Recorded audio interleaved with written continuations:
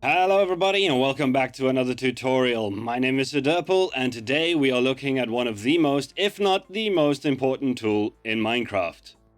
The Ender Chest.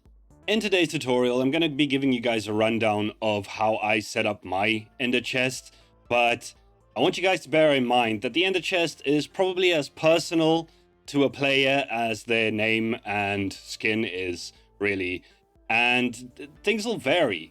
This is how I have my Ender Chest in my world set up. And for you, the names of the boxes might change, the colors might change. Some people prefer to only have one row, maybe two, leaving one row open for other more at-hand items that they prefer to have out of a box. The idea is to give you guys an example of how I do mine, and then you find what works best for you.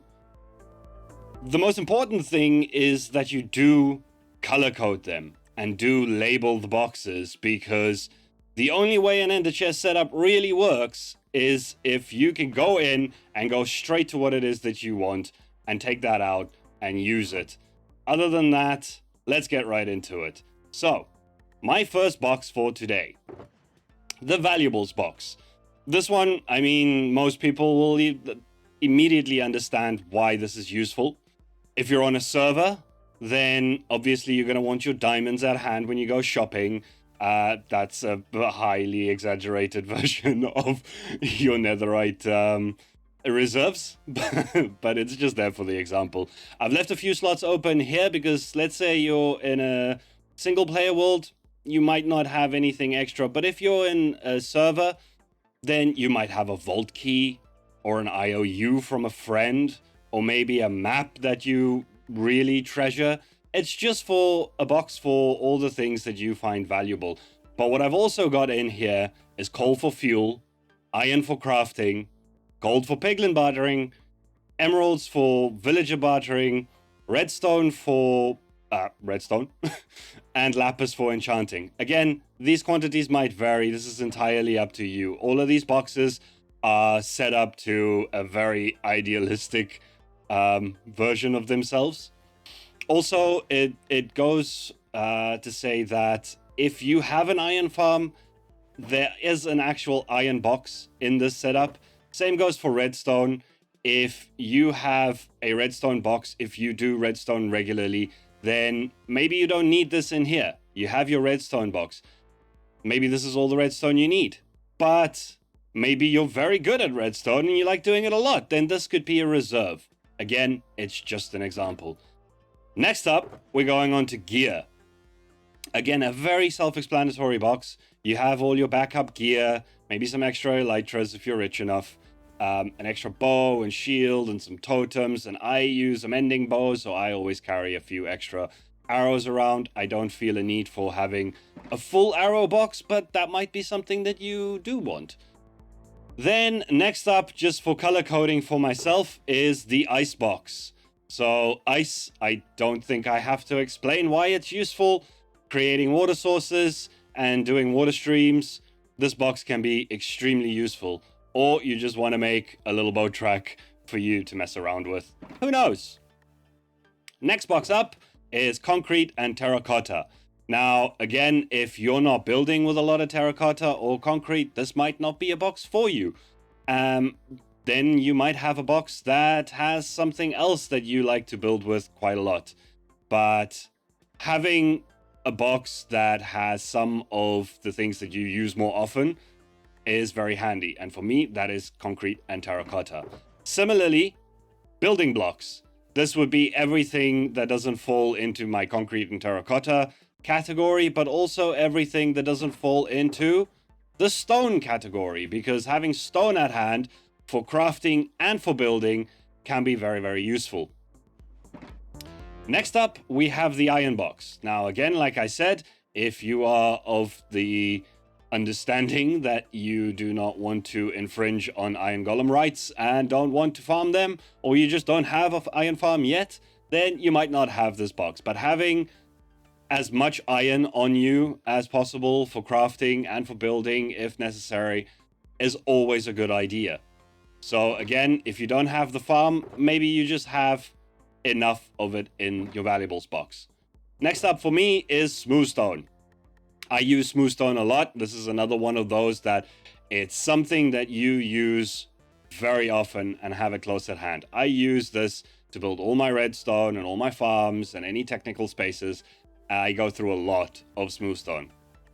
So that's good to have.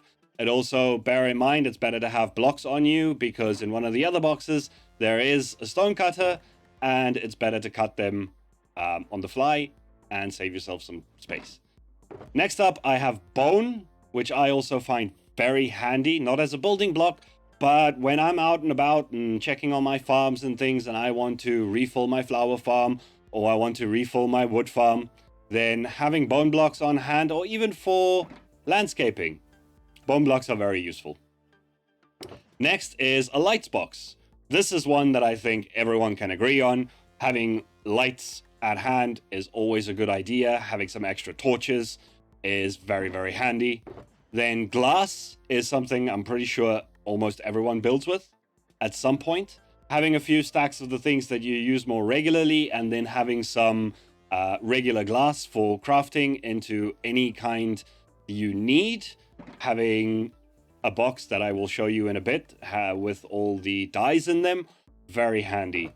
Then quartz, I usually carry around some regular quartz, some smooth quartz so I don't have to bother with smelting them on the go, and then some plain nether quartz for crafting extra redstone bits and this and that. Then we have the redstone box. This is one you guys have probably seen from many a YouTuber, and it's self-explanatory. Again, a redstone box is mightily handy if you do redstone on the regular. If you don't, then having your iron... Whoops. Having iron, having some redstone in that box, and then some wood in there, and some quartz in there. You could probably craft mostly everything on the go. But if you do use redstone very often, then that's a good box to have. Similarly with railstone, if you're really into redstone, then you'll understand that having powered rails and detector rails and activator rails on hand is also very useful, and then it doesn't take up spots in your redstone box. Also for moving around mobs and villages, this is just a very handy box. I use it quite often. Then next up, I have a nether box. A lot of the blocks in the nether are very handy for building with, and I felt that it needed a box of its own. Also having Netherwart on hand for on-the-go potion making, having magma blocks for farm building or for bubble vators, same with the soul sand. Having that on hand can be very, very handy. Next up is the wood box. This is one that probably everyone has. If you don't have a setup ender chest at all, you likely still have a wood box because this is just the most basic box to have. You set it up with whatever wood type it is that you build with regularly. I've just put them all in here. And then I also put a few examples of things that I would also have in my wood box, because I don't actually build with wood all that often, especially not in my current style of cyberpunk and futuristic, modern and all that jazz. But I would generally use the wood box to have things like signs and fence posts and ladders and maybe some sticks for crafting and that sort of thing. And then have just some generic, maybe oak or birch, something easy to farm in this box just on hand for crafting. But if you build with wood a lot, then this is a very handy box to have. Next up is landscaping. Landscaping is a fantastic box.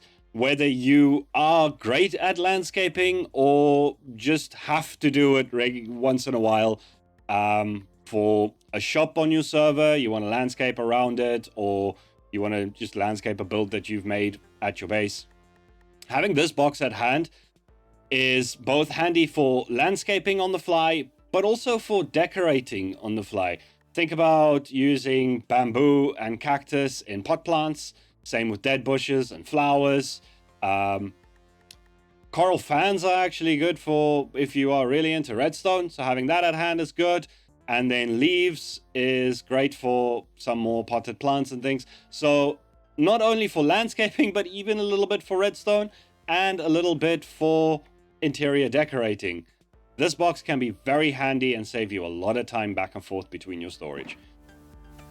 This one is a very, very open idea. This can be whatever suits your playstyle. For me, that means having scaffolding at hand, having some extra XP to repair my tools on the fly, maybe having some extra shulkers in here to combine with the chests in my redstone box for some extra storage if I really do need it, if I'm busy doing a big dig or something. And then just varying degrees of useful items. Flint and steel, clock might not be so useful to you guys, or a compass, but a bed is always useful to have at hand. Sponges are great. Some paper for when you need to mark something on the go, or put a memo in someone's mail, whatever it is. Books are great to have on hand for enchanting, or for making a book and quill. There will be the ink sacs and feathers in a different box, which I will show you guys soon. And then crafting tables and furnaces and stone cutters and anvils. These things are all very useful to have on the go. Same with shears and leads, everything in here, really. Next up, we have the Deco Box. Again, self-explanatory, having your decorative items at hand. This will actually motivate you more to get some of your interiors done. A lot of the times you're done with a build and you think to yourself, oh, now I need to go and get the stuff to decorate it with and then come back and do. If you have it on hand, you're more likely to actually finish the interior of a build. This is a great box to have.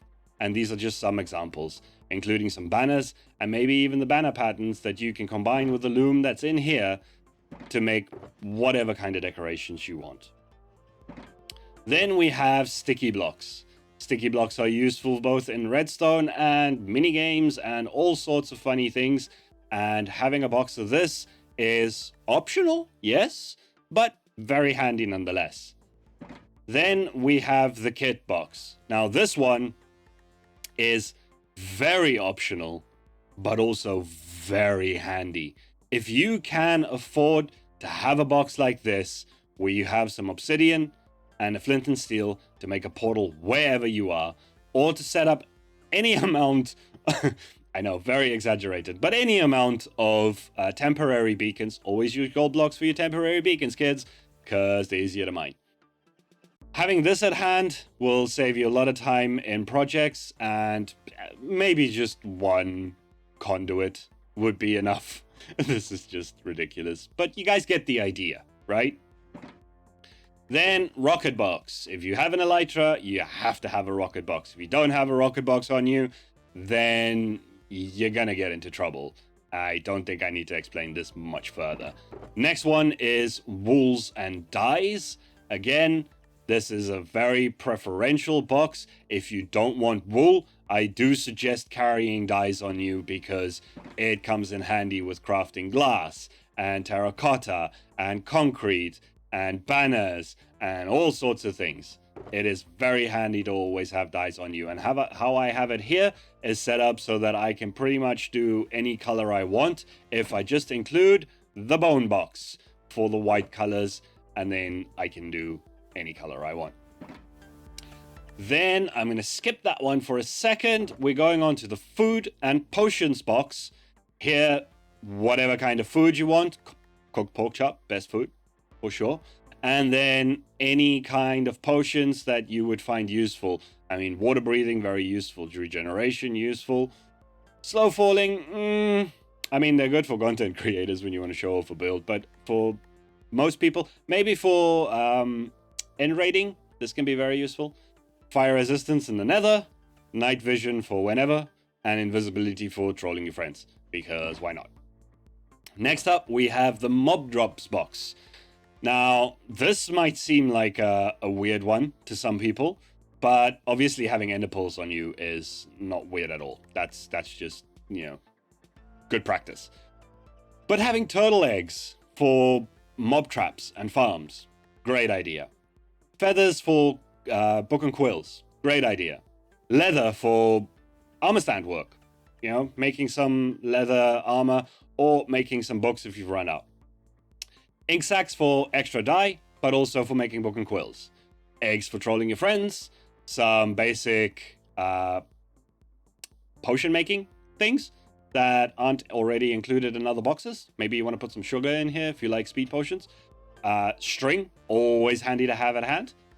Some bones that haven't been turned into bone meal or bone blocks if you want to tame a wolf in the wild. Foxes, birds, cats, pigs, and horses and donkeys and cows and everything like that. Having some taming items at hand can be very useful too, especially if you like collecting pets like I do. And then lastly, well, actually, that's got to be last. The ender chest. Having a stack of ender chests in your ender chest is just plain good practice. Make sure you have that. Lastly, we have the project box. Now, this doesn't need to be specifically for projects. It could be just for general, you're out and about and you run out of space. You know, a little backpack. If any of these boxes don't suit your needs and you feel like you don't need them and you want to maybe only have 2 rows of boxes of a varying assortment of any of these, then I will suggest having more project boxes or just empty transport boxes with you. If you feel the need, if you're on a server and you don't want to keep going into your valuables and you want to maybe just put your diamonds into a slot there, that's totally fine.